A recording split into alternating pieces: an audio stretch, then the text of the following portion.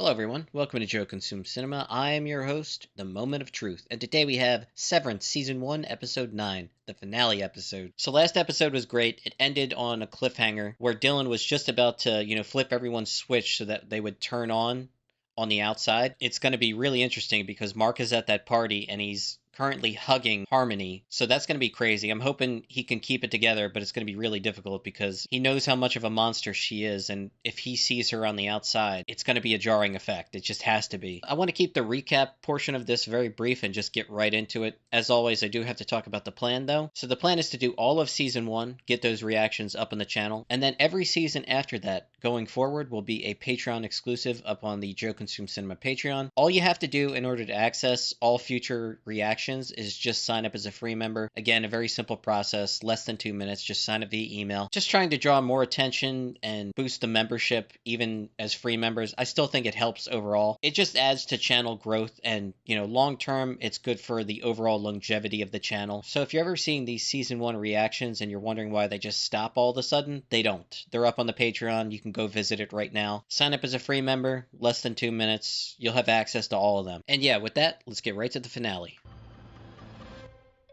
What? I said, are you alright? Yeah, I'm fine. Oh god. Well, that was actually pretty good, all things considered. She did take notice of it, but I think he's okay for right now.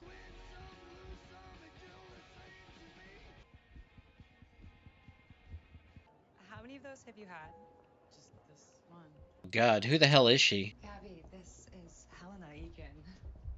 Good to finally meet you. She's an Egan? What the fuck? Oh god. She's not an outsider. She's within the company. I knew something was off with her. I thought she would be, like a freedom fighter. Oh god, she's an enemy. Does he have to hold them open?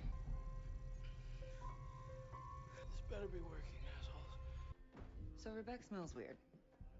How's our baby? I'm gonna assume you mean that in the It Takes a Village sense, and she's good. I like the way this is shot. They're so disoriented from the experience that this is a really cool angle to show it from. Like, everything looks so strange to them. Okay, I bet there's a gun in there. Maybe more than one. I already knew how I'd be voting. Seeing that and seeing you and hearing what you have to say, let's change some minds.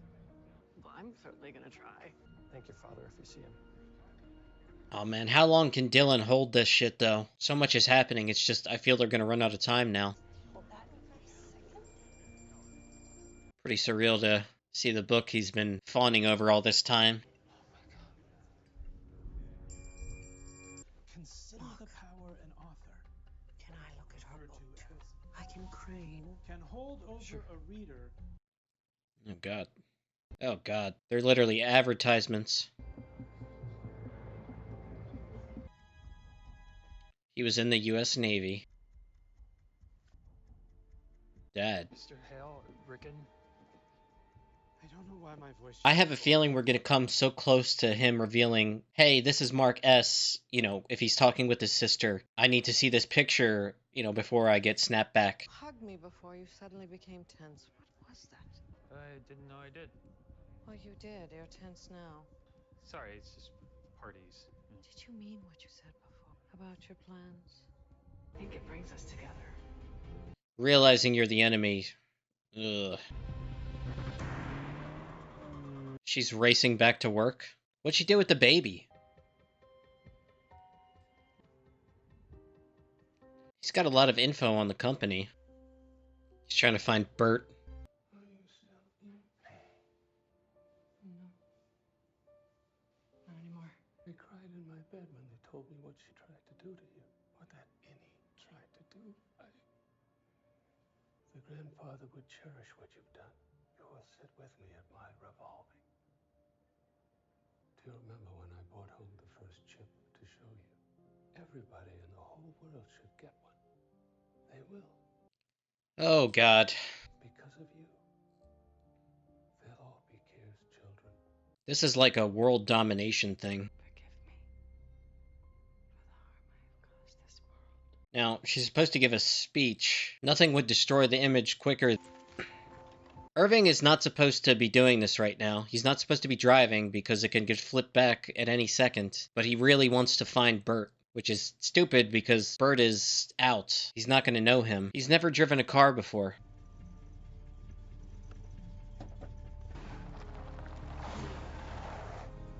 So insane.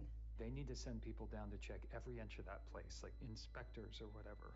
Mark has, out here, you have been trying to figure out what Lumen does. I just want to know why. Why he put me in there. He lost his wife. You lost your wife. It was a car accident. He's going to see a picture of her. Please, let him see a picture of her. I was a teacher? A professor of history. You try to go back to teaching 3 weeks after she died. A disaster. She was just still in your veins. Which is why I guess you thought a severed job would... It's a nice name, Gemma. She was wonderful. Why is Cobell here? What? My boss from Lumen, Ms. Cobell, she's at this party. She's dressed different, kind of a flowy purple outfit, silver hair. Mark, are you talking about Mrs. Selvig? Maybe, but her name is Harmony Cobell. And she works at Lumen? Yeah, she's my boss. Jesus fucking Christ. What the hell did she do with the baby? And everything they told you about Severance is a lie. Oh, there you go. No. Listen, we're not happy. We're miserable. They torture us down there. We're prisoners! Oh, man. Okay, took some time just to gather my thoughts, so that was the season finale. It was fucking amazing. That is actually the best episode of the season. Episode 7 was damn good, but this has knocked it out of the park. So they came up with this plan to have Dylan, win the waffle contest or whatever the hell it was, waffle party. He stays after. There's some weird ass ritual where, after he eats these waffles, he gets a little dance show, I guess.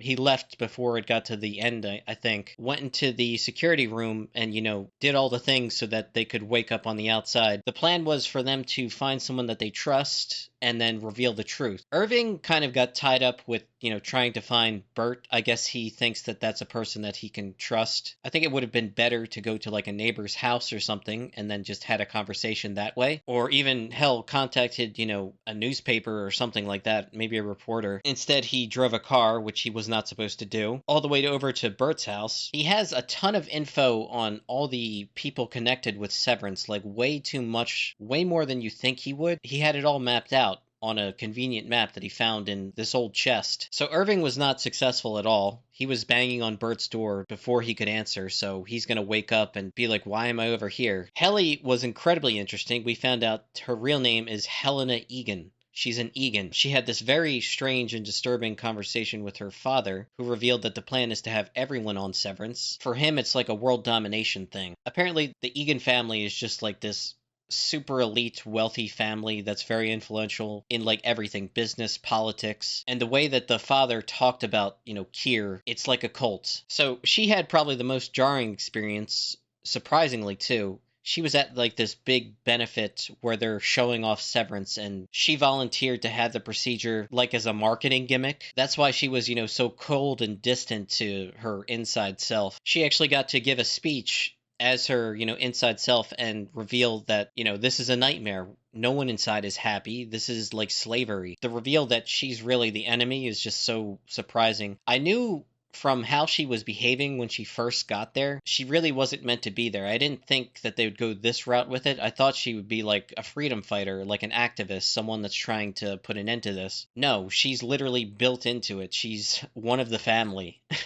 So it was a big surprise, but also just a really great reveal. She did get to tell, the elites off for a little bit before being switched back over. And I guess at the start of season 2, there's going to be like a recovery period where she reveals, it was just a joke or something like that. I guess that's how they're going to try to play it off. Mark had the most interesting and effective because he actually got to talk with his sister and reveal that, no, I'm really Mark S., the innie, and this whole Severance thing is a nightmare. Like, why did he do this to me? And it was revealed that he lost his wife. It was just kind of a way for him to not deal with the trauma, the pain of it. And for Mark, he kept his cool, surprisingly so, when he woke up and, came face to face with Harmony. She could tell that he tensed up and, had to excuse himself because he had to gather himself and try to collect some information to, find his bearings. That's how he eventually had a conversation with his sister. Originally, he thought that she was his wife and that the baby was their child. Luckily, he pieced enough here and there. It was cool how, like, he had that conversation with his brother-in-law where it came off as, like, him being sarcastic when he was talking about how the book changed his life, and he's actually being very genuine, but it was just a funny conversation. And then the conversation with the sister, how horrible it is at Severance, the fact that Mark was thinking of leaving Severance. Harmony Sobel, like, realizes what's happening. Even though she was fired at the end of last episode, she still has loyalty to the company and Kier, so she raced over to try and stop Helly, gave a phone call to Melchek to go to the security room and stop whoever was doing it, Dylan most likely. It's unfortunate that Mark S. now knows that Miss Casey is really his wife. She's not dead. He was able to yell out,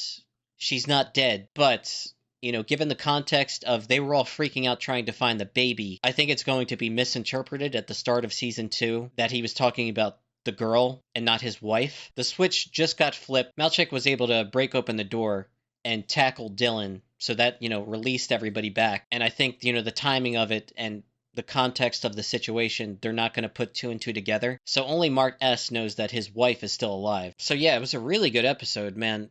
But again, ends on a cliffhanger, so we're just going to have to start season 2 right away, which I was already planning to do anyway. Season 1 was spectacular. Chef's kiss, no complaints. This is a great show. Ton of interesting, social and ethical implications. I think there's an overall clear corporatist capitalist criticism about worker exploitation, taken to this extreme sci-fi place, but, very relevant. Yeah, just great job overall. 10 out of 10 season, no complaints. I enjoyed every single episode. I have to say that episode 7, the finale episode, were standouts for me, but really every episode was just damn good. I'm going to get started with season 2 right away because I know I'm going to enjoy it probably as much as I enjoyed season 1. And yeah, that's pretty much all I got. So as always, thanks for watching and peace.